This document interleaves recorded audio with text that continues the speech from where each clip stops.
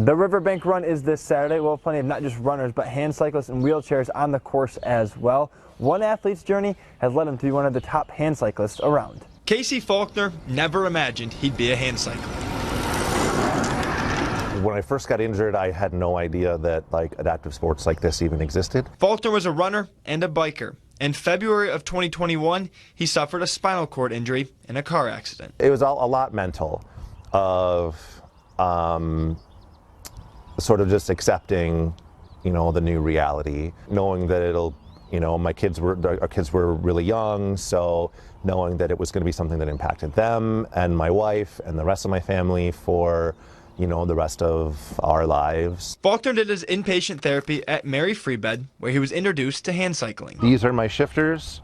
It's a wireless setup. The more I rode, the more I got into that, and then the competitive aspect of racing. It was kind of something that snowballed, but it kind of snowballed pretty quickly in the matter of the last few years. Seems like it's something you love now. It is, yeah. Occasionally feeling guilty for how much time I spend doing it. I make power while I'm pushing here. I really enjoy it, and I try to do my best to be as much of an advocate. And then I'll also make power when I'm pulling, this way. The competition over the last few years has hooked him. Faulkner now trains 6 days a week, riding up to 180 miles, while balancing a wife and 2 kids. It's been sort of surreal to know or to realize that, I might be capable of something, at that level. Last year he raced at Nationals in Wisconsin. This spring he took 3rd place in the Boston Marathon.